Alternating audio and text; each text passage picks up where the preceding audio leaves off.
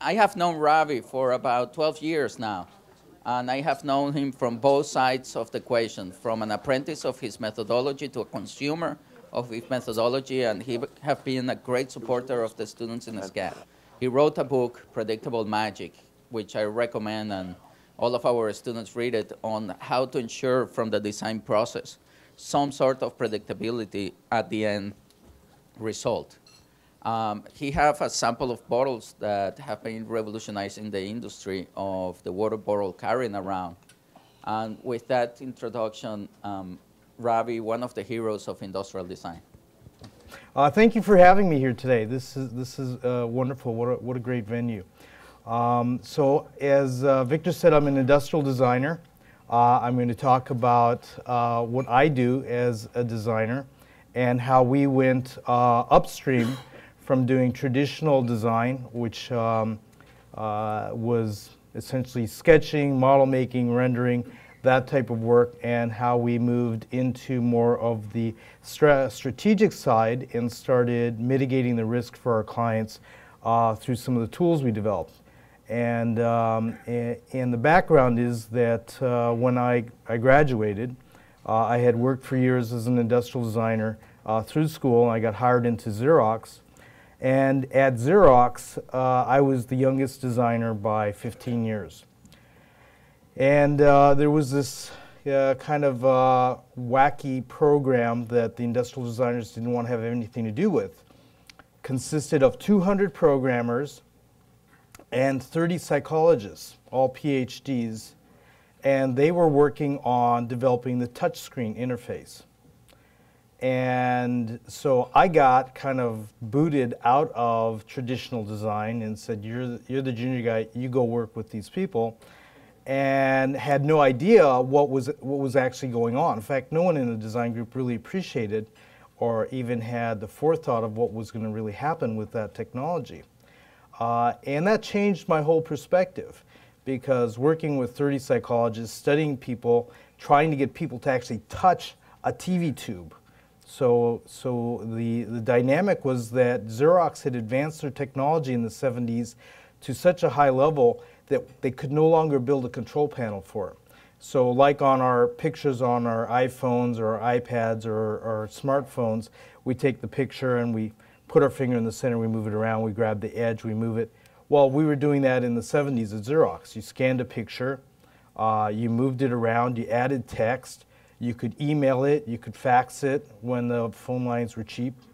You could hit print, and we had laser printers that printed 10 pages a minute, just kicking out laser prints. Of course, I didn't even appreciate this. You know, I just right out of design school, I thought, okay, this is where technology is going.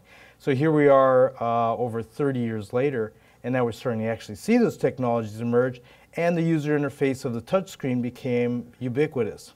So it's quite an effect. It was one of those situations where I literally was ready to quit. In fact, I threatened to leave rather than to go do this. But it did teach me something profound about how people experience design. And I stopped thinking about doing design. I started thinking about human experience, and it changed our work. So as I said, I'm a designer. I will talk about it from a design perspective. The tools that I'll show you, we've been using for environments, for services, for product. We've been teaching it to design schools. It's interesting that the business schools latch on very, very quickly. And with that, I'll just jump in. My firm is RKS. This is not about my firm. I won't be showing any portfolio of work other than we've brought some examples of our work, which are the Core water bottles. Core is an excellent example of what we do. That was a couple of entrepreneurs who came to us, I don't know how many years ago, and they wanted to break with the genre of water bottles being kind of this gear, camping, hiking aesthetic, and provide something that would motivate people to use water bottles in a healthy way and eliminate all of the waste. The the best part of the story is that what launched the company was the viral effect of telling that story of what they were doing and how they were doing it. So a couple entrepreneurs came in, they had a few $100,000, they blew it all on design, tooling, and getting up and running. They had no money to go to market. We wrote the viral story of what we did with the design and why we did it and what was the insight into people's behavior and what was the opportunity and the huge amount of waste of that 80% of disposable water bottles never make it into landfill or never make it in recycling or in landfills or in the ocean.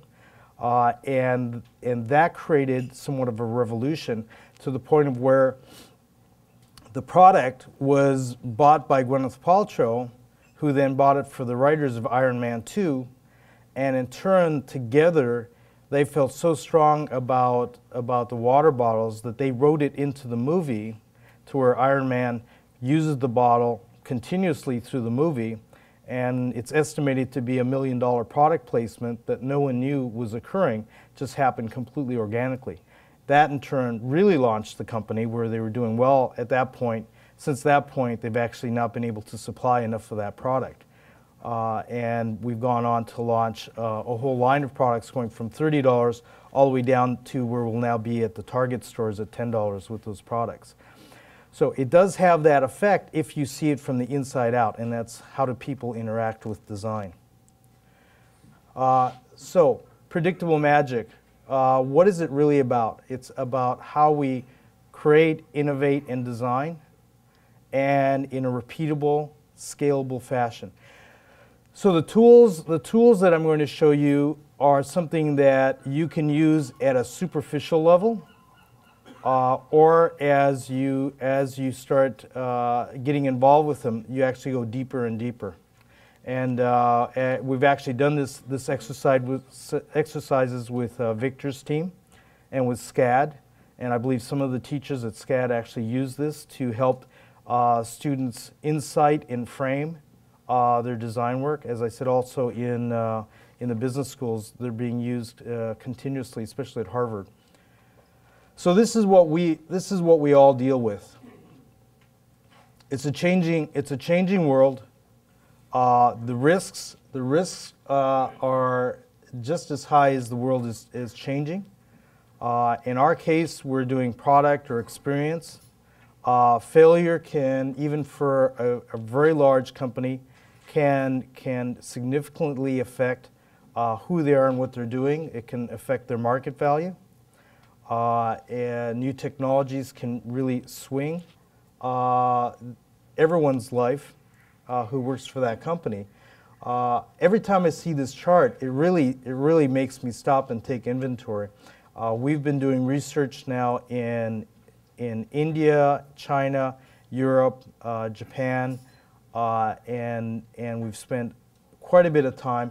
And it's interesting to see how things are changing and how the world is changing and how we all have to create and design and execute in a global economy and a global market and truly understand those people. So traditionally, we would go and do ethnography and go live with people. Well, I can't take my whole design team to a village in China, which we've designed for, and understand how a 14-year-old perceives and is attracted to Pepsi, one of our clients. All right, I have to have a tool that I can capture all of this together and put it together in visuals and information that I can share with anywhere from the CEO all the way down to my creative team. And the tools are there to help create that environment in which we develop that magic. And I think everyone in this room has been there when a team comes together and things are happening quickly and ideas are floating and people are bouncing back and forth. And we do that every time. In fact, even today, my team at the office is finishing day 2 on a creative emergence session. So this happens for us time and time again. It's been ongoing now like that for some 15 years since we started with these tools. Again, I'm a product designer primarily. and this is what we see in the world. 80% of new products fail, which is astounding. 70% of the strategies never get implemented. 30% fails because things weren't anticipated. And actually, even when people do learn that something is going to disrupt their strategy, they can't change their path. They're just, it's very interesting what's happening. And actually, the amount of dollars spent in research dwarf the amount of money spent in design. It's very interesting. And what we're challenged with is we have to take all that research and do something with it. So in the example of Amana had spent about $12 million in research, gave us volumes of books of research done by BCG. Not one person could tell you what to take away from all of that research. So many hands were involved. No one at our client Amana really had a handle on it, and we had to extract from that some meaning and value. You know, is a very difficult process, but it happens time and time again, where we have this vast amount of research, and what do we do with it? And I'll show you exactly what we do with it. And the other challenge is 50% of small businesses just don't hold on. So these are our challenges, and we sometimes at the office we talk about, you know, in our portfolio on our website, should we put one company or another up, and because they're out of business now. And it's interesting that very few, after 31 years of being in business for myself, very few of our clients are still in business. You know, I mean, well, it's a sign. It's not necessarily a sign of what we've done, but it's a sign of the times. Worlds of Wonder, we created Teddy Ruxpin for Worlds of Wonder, for example, in 1985. So all those who are nodding yes may have had a Teddy Ruxpin or bought a Teddy Ruxpin for your kids. That was 1985. Worlds of Wonder went out of business within 5 years. Now Teddy Ruxpin continued to sell up until last year. So Teddy Ruxpin, our design, sold over 1 billion pieces over the years, but the company itself didn't have the chops to stay in business. So I don't know if it's as much about what we've done. And then we have clients that have been sold. They're no longer our client. We have clients that, in the case of a fetal monitor that we did, probably my big mistake early in my career is that I was told, hey, why don't you be smart and not take your design fee and take stock in the company. And of course I said, you know, no way, you know, I need the cash. Well, a year later, I no longer had a client because everyone at that company retired. Every single one of that we worked with, all the VPs, all the heads, the president, everybody cashed in and retired and never worked again. So, you know, there's different reasons, but then, you know, there are it's not as if we're perfect. We've made our mistakes too. Hopefully we learn from them. So we started as a somewhat local, a local design firm in Southern California. Not that that's a small economy in itself. That's a very large economy. But our team is multidisciplinary and cross-disciplinary and somewhat international. And I think that's what's drawn us into different parts of the world. And it's very interesting that as we study the different parts of the world, and we live with villagers in China, in India, and now we're doing a program in rural Africa, that we start to see the commonality. And the commonality, and I know Victor was talking to this gentleman over here who said his background was psychology. And the commonality is, you know, there are things that we see that are reflective of all people. And when we sink into that, we have a very different outcome. So it's all about developing this first-person perspective. But you have to go out there. You have to be there. You have to, in the case of a program we did for Unilever, we spent months and months in Holland and rural India to study the use of water and conservation of water and the ecology of water. And what we're looking for is ways to reduce the amount of water consumption for Unilever. Now, Unilever makes soap, and a vast percentage of non-agricultural water is not used for drinking, it's used for washing. So their motivation is that they want to deliver soap, but in the process, they want to help the world. They know that water has become a real issue, and their objective is to reduce the amount of water consumption. So by studying the villagers and living with them, you really got an appreciation of what it takes to deal with water. Someone goes and fetches the water. You know, we don't think about that here. I mean, we can't possibly understand what happens unless you're there. And what we started to learn and understand and to show our teams together was that, you know, here are the challenges. You know, they have to go, they have to get the water. Even in the cities, there isn't enough water that's running all day long that they can meet their needs. So tankers come in with water and people go down with buckets and they buy water and they take it up to their apartments within the cities. So water and just obtaining water has become a huge challenge. And what we ended up doing was taking all of this together, and we developed several business models that we collaborated on with the people at Unilever. We did a 3-day immersion session with 3 separate sessions running continuously, and we found ways to address a population that they targeted had to have 1 billion person adoption within 5 years. So whatever you do, we're gonna require that it meets that criteria.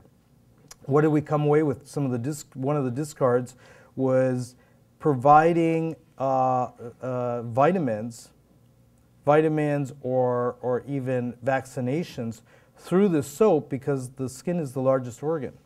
So if you could actually impregnate, which you could do, into the detergent, which goes into the cloth, you could actually help so many people along the way. What we're in testing now is in a micro washing machine, which is in testing for the last 3 months in India and China, which reduces the amount of water that's used, which is affordable and can fit into every home, and which, if used, can actually reduce the amount of water consumption in India by 2%. I mean, that's a big design achievement, you know. But it took a special formula of putting it all together, and it took, of course, some special scientists. So what have we been studying? We've been studying the design of the human condition. And the essence of what we look for is the need for affirmation and acceptance. So when we developed or redesigned the MiniMed infusion pump, which is a diabetic infusion pump. Do we have any diabetics here using an infusion pump? Do you use the MiniMed? No, but you probably know of it. So what we found was that our client brought us in MiniMed, which at that time was about 40 people in the company, and people were not buying the diabetic infusion pump. There had been 12 players in the field, 10 of them had dropped out. It was left with a company called Desatronics out of Europe, made a $2,000 pump, excuse me, and MiniMed, who made a $4,000 pump. And they were losing market share, they were losing revenue, they were just sinking. What we did is we wore the pumps for 4 days, pumping saline. So we actually had ourselves with the catheter into our abdomens, pumping saline. We wore them 24 hours a day, just like a diabetic would. What we found is that in a case like this, and I just had a sip of Coke, when I finish that bottle, I probably have to reach into my pocket and give myself a bolus of insulin. The fact that people would look and give you that certain look, and it's hard to explain, but it's that look of doubt or concern. People kind of put the stigma on the technology, and it was an overtly medical device. And MiniMed was sure. They were a medical device company founded by Al Mann, who did the the pacemakers under Pacesetter. Very generous man. He's created great technologies. but this was dying. And what we found was that that people were so self-conscious about the technology that they didn't want to feel that. So rather than use the technology, they would instead shorten their life and diminish the quality of their life that could be achieved through an insulin pump. I mean, that's amazing. That's amazing. But you know, that is the human condition. That is what we do. That we may find another reason, but in the back of our minds, in the back of the background, is that we don't want to look like there's something wrong with us. So what we did is we transformed that diabetic pump into something that at the time looked like a pager. And we made it look like a very cool pager and very tech, and now people look like they're reaching in and checking a page. So their sales went from $40 million to just under $200 million in 3 years. So Medtronic at that time saw the potential, and under $200 million sales bought them for over $3 billion in a single acquisition. And today, Medtronic does over $1 billion a year in revenue. And thousands of lives benefit because of that design experience. Another example is that we just launched a smartphone for the blind. And this is just a great example. This really crystallized for me even better than the MiniMed experience was designing for the blind. So we designed a smartphone for the blind, and the head technologist, the founder of the company, has been blind from birth. And the marketing managers also blind, and they're in our offices evaluating the design. So we have these gray painted mock-ups of the designs, and they're feeling them and they're evaluating them, and we're thinking they're going to give us ergonomic feedback, you know, about the tactile surfaces, how it feels to them, kind of this tactile aesthetic. And the founder of the company puts the phone up to his ear, which we see people do. When we've tested phones, it's interesting that people put them up to their ears even if they don't work. There's something about that ritual. So he puts it up to his ear and turns to us and says, "How do I look?" And you know, and you just realize, it's like, my God, that's it. You know, that's right there is what we do, is that person can't see, but how other people see them is so important to them. That was the first thing he says, how do I look? So this need for affirmation and acceptance has been driving us. And the other thing that we've been using and leveraging is the emotional component. So we talk about the emotion and the motivations and this pathway of using emotion as a design tool. And what you see here is an example of when we did ICU ventilators, and we've done a whole series of ventilators for ICUs. What we found was that the person who's on the ventilator is usually sitting in the bed, and when their family comes in to see them, their reaction affects the health of the person, of the patient, because they're reading their condition through their family's reaction. And so not only do we have to look at the respiratory therapist, the ICU nurse, the doctor, everyone else, how they perceive the technology and how they interact with the technology, but we had to create a sense of well-being and safety and security for the family, that their person that they loved wasn't in danger, that actually they were being taken care of. Those have been very successful. So a little quick, you know, just definition, you know, of emotion, which I find it interesting that in design schools, and Victor, maybe you can address this, that, you know, emotion is something that should be talked about. It should be defined. It should be understood. And we should come back to it again and again. It's kind of like this unspoken piece of design.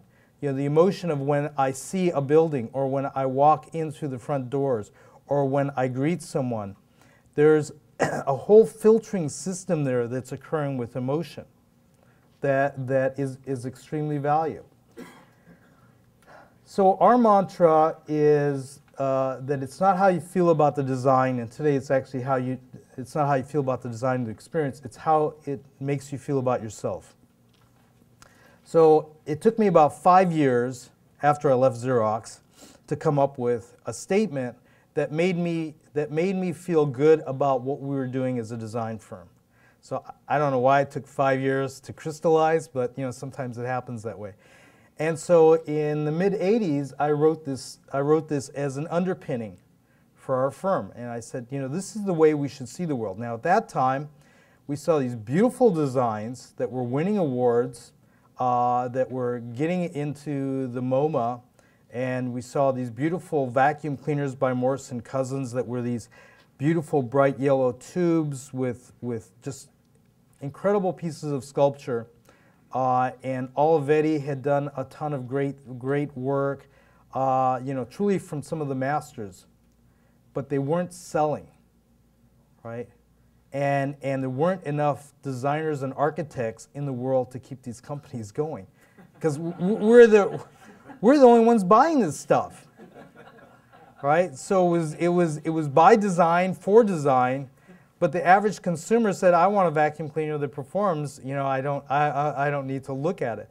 So, this kind of got back to that emotional component, that how do people feel about themselves? And it's proven out well. It's done well for the years.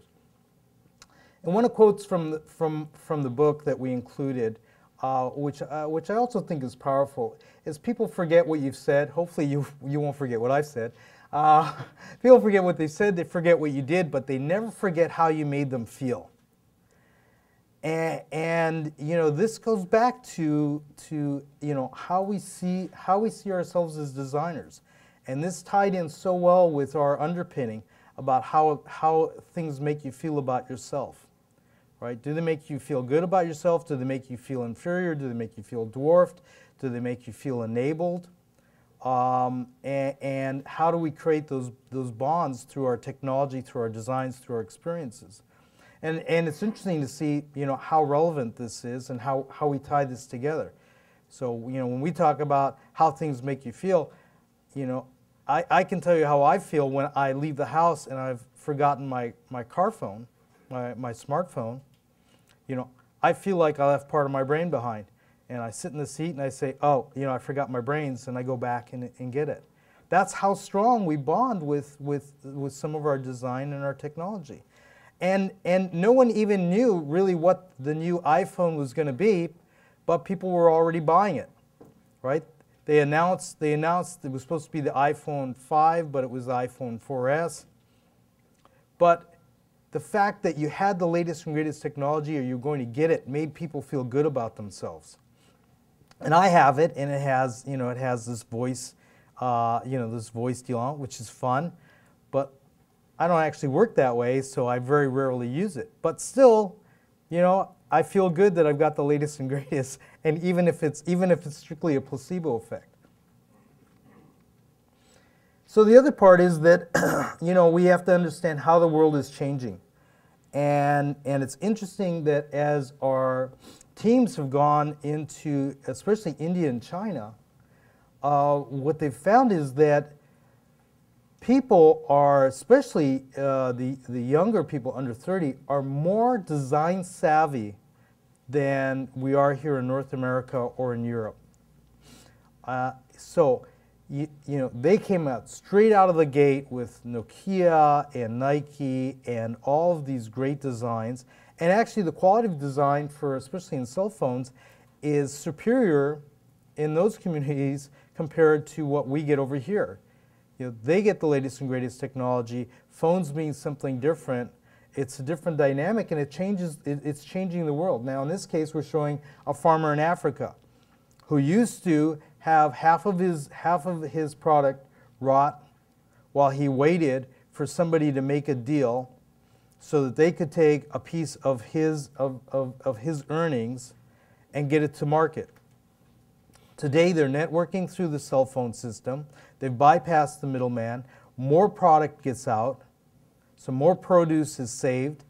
They can do so much more, and they've just embraced the technology quickly. I mean, this is, and this is how we're seeing the world change. And we're seeing that people's aspirations are changing also. I mean, just because you live in a village and you're a farmer doesn't mean that you don't want this great car. You may rarely use it, right? But there's something about the human condition that we aspire to having something better, something greater. And I'll talk a little bit about how we interpreted Maslow, but you know, it's interesting to sit back, and I think I'm fortunate enough, and as many of us are in this room, that we've seen these transitions where you know, from the 60s to today, how things have changed so dramatically. And I met a professor who in the 60s wrote a paper working with Maslow and interpreted Maslow's hierarchy to mean that in a communist regime that you would eventually have to cave in to capitalism because people's needs and aspirations were always increasing, and they wouldn't be satisfied with just being fed if they were fed and housed and taken care of on the basic levels long enough that it wouldn't take long for them to start to want more. And I think, and looking back, I say, well, you know, everything now, China is trying to start to extract some of the Western influence, but they never should have let Nike, Coca-Cola, Levi's, these type of things in, because it's a lot more than a pair of jeans. You know, even in India, some of the more expensive jeans, they have financing plans. I mean, that's, you know, I mean, that's how important, right? I mean, do any of us really need anything more than the basics? No, but we all want something more than the basics. And everybody in the world does. And we're, what, 350 million and 7 billion people out there, and everybody's mixing it up, but this is the reality of the world. So, you know, as I meet designers, I meet architects, we work with Gensler, what we're seeing is that there's new rules for competition that we now need to adjust to. I mean, it's very interesting. How do we innovate ourselves in these markets? And that's what I'm really going to push for, is that how does design, how do architects, how do experienced designers, how do web designers, how do they adjust to the rules for competition, overcoming the fear of the future, leveraging emotional values, and use that to innovate ourselves. And I think the best part of this is that we get to renew and refresh ourselves in the process. I mean, we need never have a dull day as long as the stimuli that's coming to us is changing and forever changing. So we don't need to rest on our laurels. We can keep advancing, we can keep moving if we have the aptitude and the desire to do so. So the heart of what we found is that we started latching on to the synthesis of science and art. And I remember a great design friend of mine has an office much larger than mine. He says, you know, science and art together is an oxymoron. And I said, I didn't say anything at the time, because I had all this work going on. And I thought to myself, boy, that's quite the opposite. It's really how we pull it together. So what we did about a little bit over a decade ago is that we started working with the hero's journey. Now, the hero's journey, written by Campbell, I believe in the 50s, really explained this universal truth in all communities and in all religion, how a hero evolves. There's a calling. The hero evolves, is challenged, could die, could be reborn, goes through this process and eventually returns with some gift, some benefit, some trophy to their community, and they're acclaimed and acknowledged as the hero. So we interpreted that as a narrative to help our design teams think beyond just getting something sold into retail. So we very systematically evolved it into a narrative by which we say the calling is the attraction. So that's that emotional component. How do we attract people? And that just takes raw talent. I mean, for everything I say and do, if you don't have that creativity and you don't have the talent component, it's not going to pull it all together. And the core water bottles are an example, but anybody could go online and see whether we actually prove out what we're doing. But you have to attract. But then when you attract, what happens next? Sometimes we're attracted to things and we immediately want to reach out for them. Other times we're skeptical because we've had bad experiences with things that looked good, that failed us, that broke, that didn't interact with us, that didn't feel good to our hand, our touch points. So we engage through the touch points. And once we engage through the touch points, now we're starting to get, we're starting to get some adoption, we're starting to get some acceptance. In the case of a car, there are many touch points, many attractions. In the case of, I'll show a paperclip, there's very little attraction, very little engagement. It's understanding how deep, how far do we go? How many touch points and which touch points are critical? In the case of Amana, over a decade ago, we worked with Amana, who was almost a lost American brand. They had been acquired and they were retooling the factory. It was a $1 billion investment. They had to decide on whether they were going to keep making washing machines and dryers or close the factory and lay off thousands and thousands of people. We got involved. What we did was we had to compete on a finished product and only change the back panel and the graphics. And what we did was we used the design of the knob to be so attractive that people wanted to reach out and touch it. And we did that by creating very sensual forms with a color break and a padded surface inside. And what we found is that by doing that, people wanted to reach out and see if it felt as soft as it looked. And once you start touching something, now you're getting even more feed to the brain, right? And things that we touch, I mean, you meet someone, and if you don't shake their hand, it's amazing. The conversation is completely different than if you just exchange a touch. And we did that with the products. And the reason we were brought in is that they had given a huge advertising budget to DDB out of New York. DDB took the current designs and tested them, and when they went and tested against the 6 competitors, people were so disgusted with the amount of designs that they wouldn't talk about them. They refused to even evaluate the design. The answer was, I would never even consider that product. Well, we took that same product, and through designing the back panel, designing the knobs, we moved it up to where it was number 2 in testing. That in turn went to market, and we moved the retail price point up from $400 to $500. So they went from losing money to making money. And it only cost 35 cents per product to make that change. I mean, that's truly the power of design, that with a small change but done the right way, it made that big of an effect on people. That in turn actually exploded in demand for the product, and they turned out to be very successful. We went on to design all their appliances until the point where they got acquired from their major competitor, Whirlpool. So the other person that we latched on to about 15 years ago was Maslow. And Maslow comes up in conversations, and I think most designers have done something with Maslow, looked with Maslow. We just took the hierarchy and we interpreted that. I guess no one told us we can't interpret the greats, so we've just been interpreting great people. And we put it into something that meant something to us as design. So we went from psychological needs to essential, and self-actualization to dynamic actualization, something that was meaningful. And we started mapping out what are people's experiences, how do they see the world. And what we're looking for is that first-person perspective.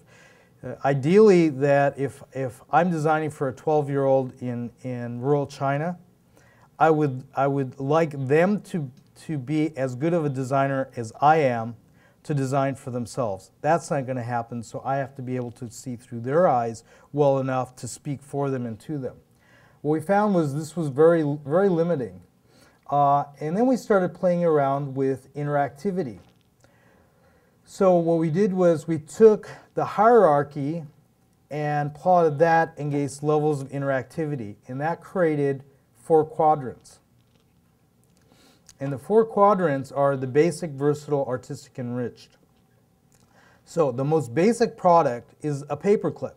It's the lowest level of self-actualization and the most passive interactivity. We don't even think about it. We just reach over and grab one, we use it. I contend it's very high design. I mean, by design, that is a very evolved design. It may be passive, but it does the job well. That created the basic quadrant. And what you see in the basic quadrants can be household products, the kind of products that you don't really think about. A lot of price, a lot of commoditization occurs in the basic quadrant. And we'll talk about movement once you go into those quadrants. Because in fact, any one of these 4 quadrants is a rich quadrant. It's how we decide based on our knowledge of our audience as to which quadrant we play with. So if we add high levels of interactivity, then we have the skip loader. So it's hands, it's feet, it's ears, it's eyes, but it's not self-actualizing. If we go back to passive interactivity and have high levels of self-actualization, is the Mona Lisa. So the Mona Lisa is an experience to see. There's a lead up to it, and there's bragging rights, and there's something about it. But it's a 2-dimensional experience. And then when you go far right and add the rest of the senses and add self-actualization, you get the enriched quadrant. It's interesting that as I study design and I study what's happening, I see that many times designers are always drawn to this artistic quadrant. We want stuff that just looks so great and it's so emotional to see, but we're not always taking that whole hero's journey to where it's engagement. In fact, I skipped a little bit over the hero's journey. Is that after you, in fact, if no one minds, I'm going to back up a little bit because I skipped a little bit over. After we engage, then we adopt. After we adopt, then comes the moment of truth. So as I was talking about in the quadrants, that we skip up into that artistic quadrant, and what we miss is that engagement, the adoption to the moment of truth, which is when other people acknowledge who we are and what we've decided to do. So the moment of truth is a critical component, especially today when we're creating evangelists. So our goal is that even though we may not always create a viral effect on everything we do, that by looking at that as the result, that changes our perspective. It changes our thought process. It changes what we see as the goal. So, and in today, especially in product, the viral effect is that you could get huge adoption like we did with the core water bottles, or we've had other products which were put into the marketplace, and before we even shipped product 1, someone wrote a nasty blog about it, saying that they had bought it and it was a terrible product, and stopped the sales of the product dead cold. So the viral effect is incredibly powerful, but it's a huge double-edged sword. We used to all say that for every good restaurant you tell 1 person, for every bad restaurant you tell 10 people. But what's happened with the internet? I mean, you can reach hundreds of thousands of people with bad news or with good news instantaneously. So this all folds in. So we've combined, as I said, we've combined the 2 of them together. And what you see is that, we're going to take you through this process, but design is going to this artistic quadrant when in fact there are basic solutions. So I worked and got to know C.K. Prahlad, who wrote Fortune at the Bottom of the Pyramid. His daughter co-authored my book with me. And it was interesting that his whole focus on the bottom of the pyramid, where there's incredible growth, was very simple. He saw that he saw that. And one of the great experiences we had is that when we were talking about psychoaesthetics and writing predictable magic in the book, CK said, I'm going to come out and meet with you guys and spend the day with you. And he says, you know, it's highly unlikely that you've actually got something here. But, you know, he says you could have renamed something or you could just be BSing, but, you know, maybe you've got something here. And as we talked and spent the day together, which went very fast, you know, he understood what we were doing and acknowledged and said, wow, this really is something. And on the other hand, I also saw that what he was doing was affecting the world and taking the basic quadrants and moving things up. So, for example, when he got involved in the hotel experience in India, he helped them to make a very affordable, simple hotel, but it moved up and right, and gave people, you know, a business hotel that was simple, was affordable. I think it's $20 instead of $200 a night, and there's a sense of well-being, and it addressed the market. And what we find is that people are always moving up or right. We can't stop that. Or you could say the scale is sliding down. Even since in the last 15 years since we've mapped this, we've seen huge changes in communities. And the one I'm going to show you now is an example of that. So we mapped personas. As we started using the tool, we had no idea, we were just looking for competitive products. But as we started doing deep dives and building personas of people, as a tool to help our stakeholders and our teams to really target and understand and develop that empathy to the first-person perspective, we found that we knew them well enough that we had a sense of where their heads were at and how we could map them. So, you know, and it's not that you're always in the enriched quadrant or that you're always in the basic quadrant. You have to understand what role they're playing. So if you're shopping for a car, you may be in the artistic quadrant, or you may be in the enriched quadrant. But when you're looking for detergent, you may be very much in the basic quadrant, and you see this dynamic. You know, the change. I mean, they call it the Costco effect, right? People, you know, you see people buying the cheapest toilet paper they can in Costco and the cheapest detergent, and they go out and they load it into a BMW, right? They've got their priorities right. They know what's important to them, and that's where they're going to spend their money on something else. They'll save here to do something else. So within this, and this is a very real-life example that I'm talking about, is that we studied the lab technicians, the head technologists, the doctors involved, the CEO, and we started to map them. And when we started looking at these people, we found something that even surprised us. Now this is the competitive landscape, and what this is DNA sequencing. So our client, Life Technologies, which is actually here, which is AB, the lower right.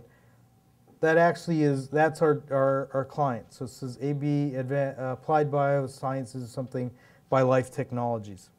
So that's our client. They're a $4 billion company that leads in DNA sequencing. Did anyone hear last week about the $1,000 genome was announced at CES? This is that program.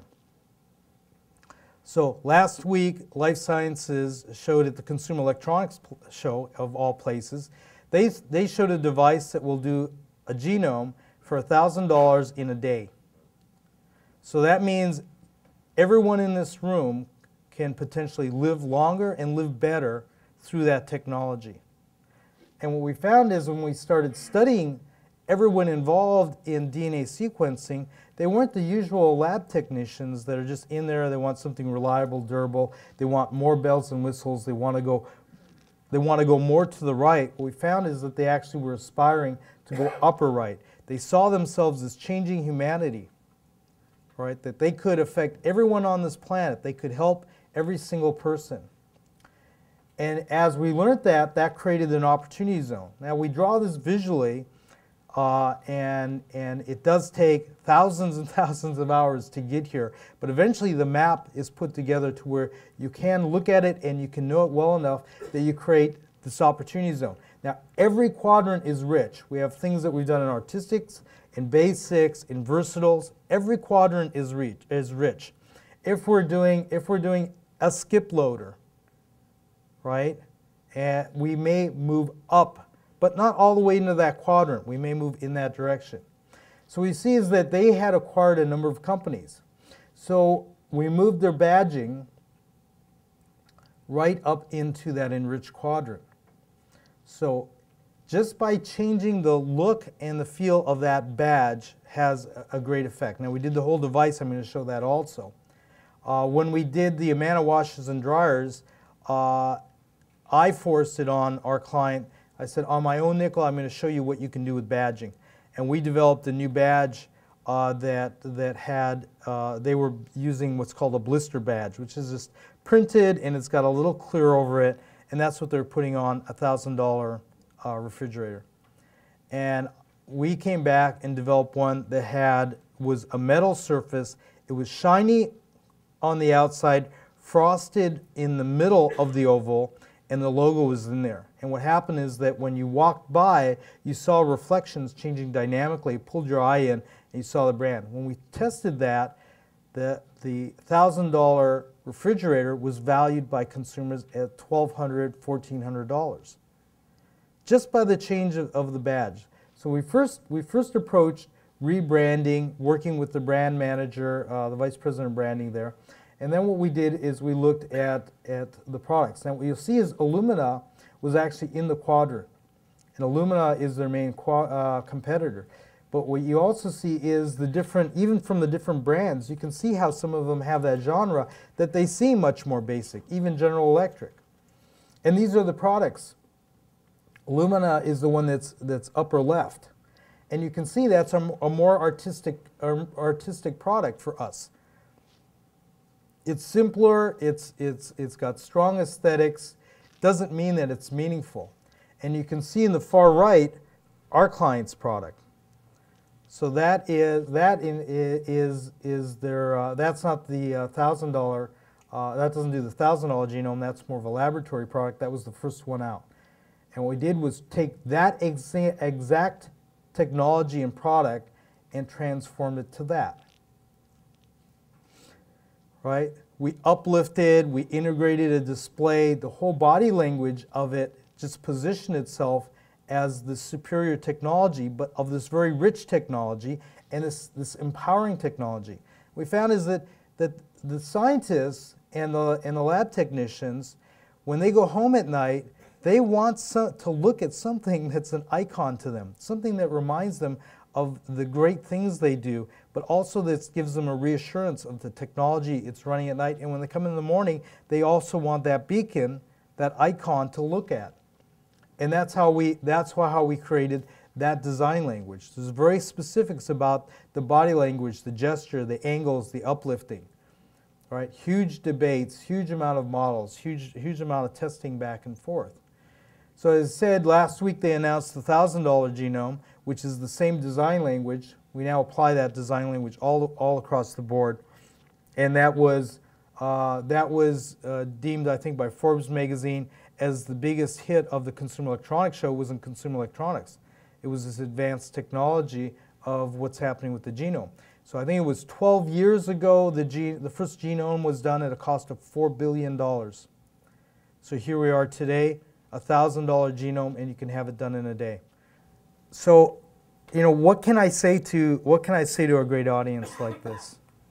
And this has been a great week. I've done 2 talks this week.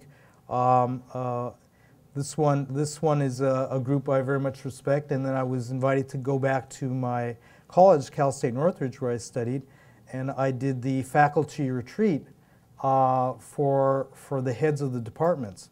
So that campus, I think, has 30,000 students. Cal State systems are very large for those who aren't from Los Angeles. You know, I feel there's something that you can take away from me today. that if I can give you a couple of bullet points, if I can give you a way to see through these crosshairs of psychosthetics, if I give you a way that you can teach it to yourselves, that there could be a change, and a change is occurring. And I think it starts with everyone in the room who has to see themselves through this heroic journey. You know, become the hero to your teams. How do you create that environment? Because it's really not about the things that we design. It's not about the great product or the great piece of architecture. It's really about us designing a culture and a process that yields those results. And it's changing so fast. So how do we create these immersive briefs? We use psychosthetics. We use the mapping and the journeys. And that worked very well for us. That's a tool that anybody can pick up and use. You know, it's based on the shoulders of someone who's great, who's accepted. We create visually stimulating war rooms. We'll take a room like this, and we will create an immersive environment of personas, of touch points, of analysis of psychosthetic maps. That in turn creates the first person empathy. It's interesting to see that how the egos drop when you're put into these rooms. That it just levels the playing field. All voices are focused on the people, their effects, their needs, their aspirations.